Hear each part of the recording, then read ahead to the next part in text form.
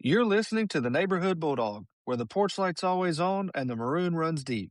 I'm Scott Neighbors, and this is your home for real Mississippi State sports talk.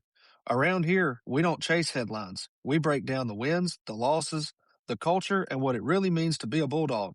If it matters in Starkville, it matters here. So pull up a chair, grab a drink, and welcome to the neighborhood. Hail State. Welcome back to another episode of the Neighborhood Bulldog. After a brief hiatus due to some illnesses, mainly me, and some behind the scenes guys here, we're finally back with you today. You can kind of hear my voice is barely back, but nevertheless, we're back. Great weekend last weekend, a big opportunity for Mississippi State as they go on the road in baseball to take on Arkansas, the Arkansas Razorbacks in Fayetteville for the first SEC weekend of the year for the baseball team there after a great start to the season in non-conference play. This is when it really starts to matter. And Fayetteville, a place that has not been very nice to Mississippi State over the course of our history. But nevertheless, Mississippi State goes on the road to Fayetteville, able to take one of the games on Saturday morning, but ultimately loses the series. And we're going to dive into how that happened right now. So Mississippi State travels to Fayetteville, Arkansas. They leave 16-4, 1-2 in conference. That's kind of the mantra, right? Don't get swept on the road and win your series at home. Well, Mississippi State did what it needed to, didn't get swept on the road. Frustrating because you felt like you had a chance to win this series. And Friday night started with just a showdown on the mound between Ryan McPherson and Gabe Gackle. The type of Friday matchup that you expect from your pitchers there. But ultimately, Arkansas wins that Friday night game 5-4 on a walk-off home run by TJ Pompey in the bottom of the ninth inning there. Ryan McPherson, I thought, pitched great. 6 innings, 5 hits, 3 earned runs, no walks in those 6 innings, and had 8 Ks on the night. So he pitched well enough to win the game. And Mississippi State should have won this game. Gabe Gackle for Arkansas, their ace, 5.2 innings, 8 hits, 2 earned runs, 3 walks, and 4 Ks from that side of things. And, not too much to say about this game, Arkansas had a lead 4-2 going into the top of the ninth. And with 2 outs on Ryder Woodson sends a 2-run home run to left center field to tie the game 4-4 down to our last pitch. And Ryder Woodson saves the day and gives us a fighting chance. But you go to the bottom of the ninth, and the very first batter you face in the bottom of the ninth takes you deep to right center field. And when I say deep, I mean it disappeared into the night sky. TJ Pompey with a solo walk-off home run to beat Mississippi State on the first Friday in SEC play.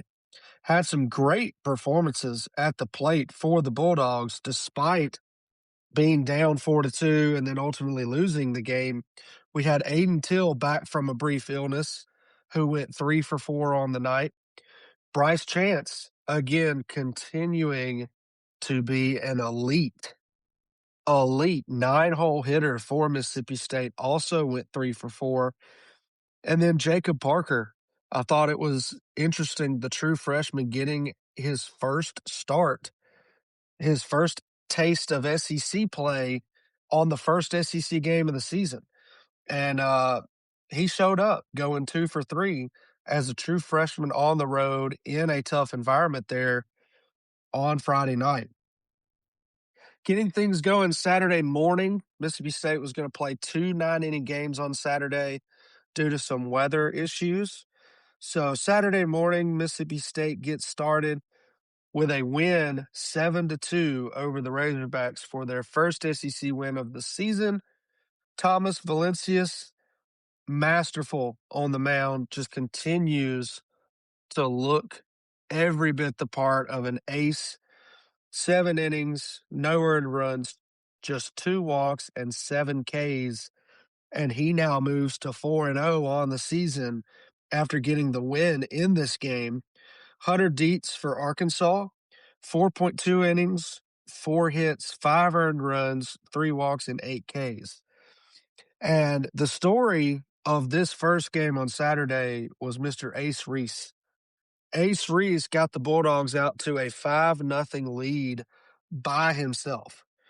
A 3-run home run in the third inning puts you up 3-0, and then a 2 RBI double in the fifth inning to give you that 5-0 lead. And then you ultimately end up winning that game 7-2. It was rather easy. Um, Ace Reese total on that game 2 for 5, but the 5 massive RBIs there for Mississippi State to steal one in Fayetteville. Heading into the afternoon, really felt good about Mississippi State's chances to possibly take this series, but ultimately Arkansas pulls away and wins 7-3 after one of the worst innings of baseball that I've seen us play in a while. We give up a 4-run 8th inning to ultimately lose this game and lose the series. But Duke Stone, Sunday starter, I think he is solidifying that role at this point. He ends up going 4.2 innings, 5 hits, 3 earned runs, 2 walks, and 9 Ks. Looked really, really good on the mound there. Uh, Colin Fisher for Arkansas, again, same thing, 4.2 innings, 3 earned runs, 2 walks, and 6 Ks there.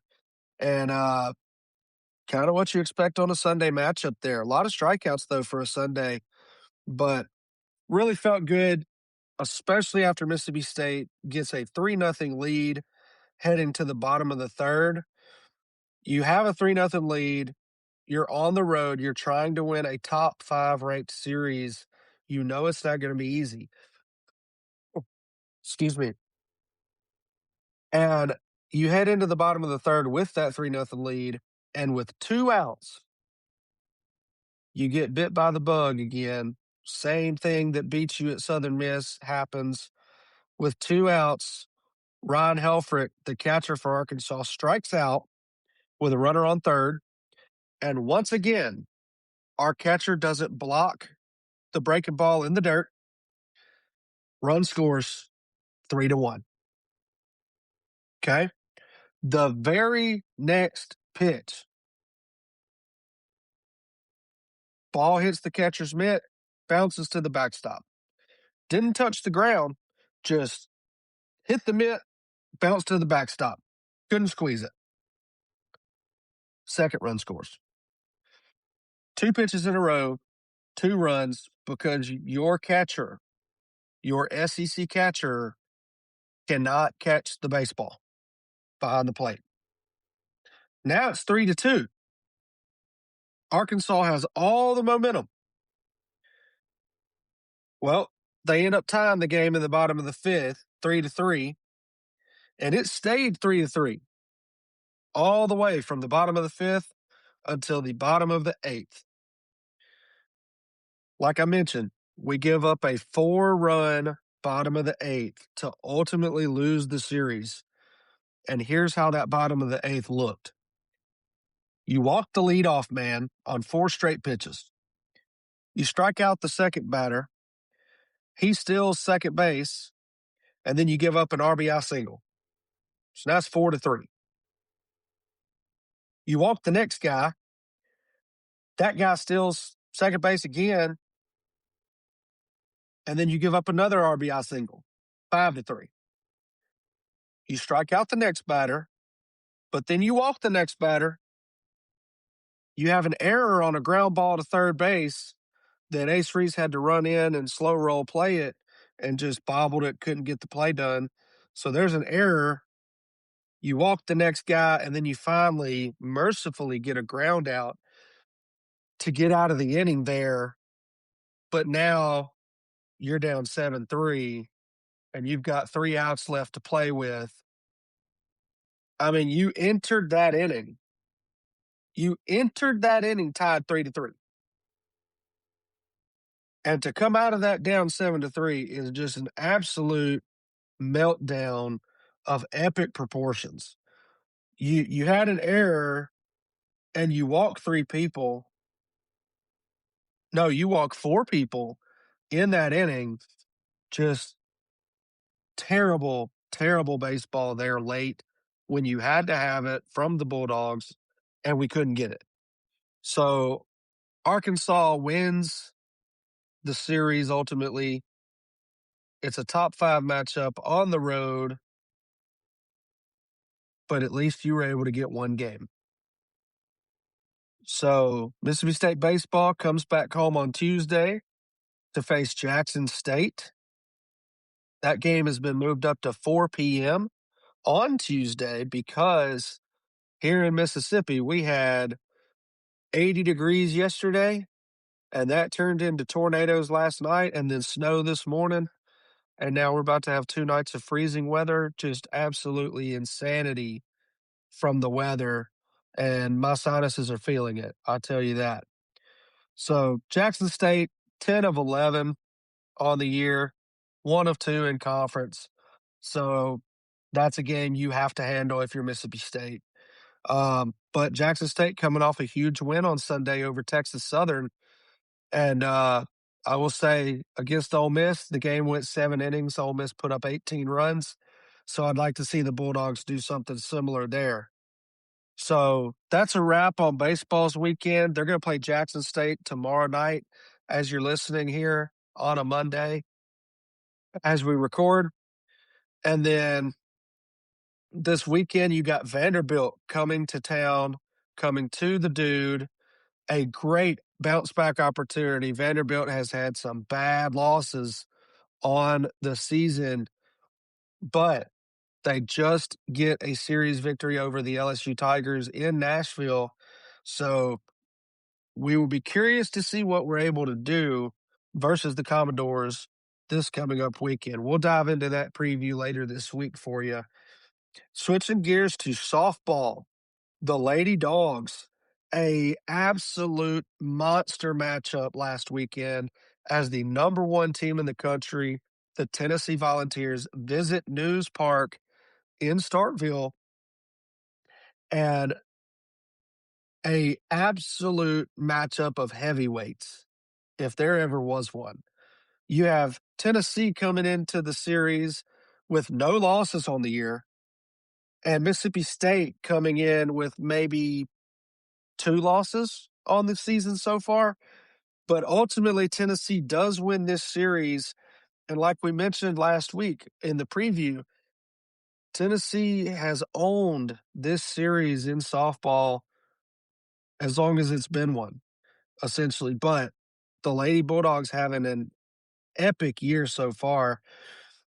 But they leave the weekend 27-4, 1-2 in conference. So we're going to dive into how that happened for the Lady Dogs there.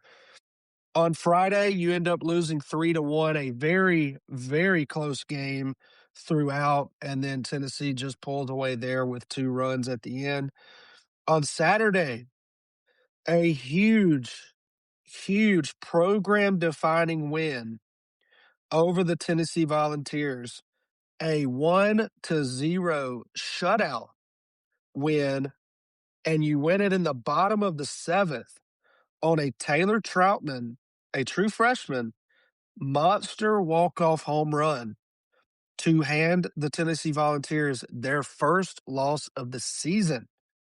Nobody has played the Tennessee Volunteers as well as Mississippi State did throughout this entire weekend. And to be able to steal one from them, especially with it being their first loss of the season, is absolutely massive. A huge spot for a true freshman. A 0-0 game going into the very last at bat. Just absolute epic softball game there in the college ranks. On Sunday, Mississippi State ends up losing that game 4-1, but it took everything Tennessee had. It took getting their absolute star pitcher, Carolyn Pickens, back in the circle after an 11-day layoff with an arm strain. She makes her return on Sunday against Mississippi State, going 7 innings, 1 hit, 1 run, 4 walks, and 6 Ks. Part of those 6 Ks included Pickens' 700th career strikeout. So when I tell you she is their star player, she is their star player. And it took her coming back for Tennessee to win this series. Make no mistake about that. If she does not pitch, Mississippi State has an absolute monster opportunity to take this series from Tennessee. So the Volunteers are very lucky that she got back in the circle, and she looked every bit the part that everybody knows she is. You remember Montana Fouts from Alabama several years ago? She was virtually untouchable, and Carolyn Pickens is right there with her. Um, this ended up being Tennessee's 9th straight SEC Road Series win, their 23rd series win out of 26 series. Just absolute epic weekend over at the softball field. Like I said, tough that you didn't win the series, but you gave them 3 of the best games that they faced the entire year, and you helped Tennessee this weekend. Their coach was whining after the game Saturday, "Oh, that's not Tennessee softball." Yeah, it is. You got beat. Plain and simple, you got beat. Don't whine about it. Don't cry about it. Tip your hat, go to the next day, and that's ultimately what they did after some whining and crying online about it. But huge, huge weekend for Samantha Ricketts and the softball team. They are every bit as nationally recognized as our baseball program is. And Coach Ricketts has been doing it over there for several years now. And this is kind of a big breakout year for them so far. Be curious to see with them playing Tennessee so well, how they do the rest of the season in SEC play. The Lady Dogs are going to be back in action against UAB on Tuesday night. And then they're going to travel to Athens, Georgia to take on the number 15 in the country, Georgia Bulldogs. So Mississippi State continues to be, I think, around 12th, the highest ranking they've had in program history. So a program-defining season for the Lady Dogs and the softball team so far. Basketball season over. Men's over. Women's over. Nothing happening on the hardwood for Mississippi State at this point. Got to start recruiting, got to get things right, and go from there and start fresh next season. A huge, huge opportunity for the basketball programs here as they get started on their offseason plans. For the men, you've really just got to hit the ground running and go from there. You have to. You have no other options. You cannot let the talent evaluations proceed the same way that they were this season. It just cannot happen. It was embarrassing. You left Josh Hubbard out to dry all year long, and it cannot happen again. So, men's basketball, Chris Jans, you got to get it right, buddy. You got to get it right, and you got to go. If you don't get it right, then you're asking some tough questions there and not really sure what's going to happen.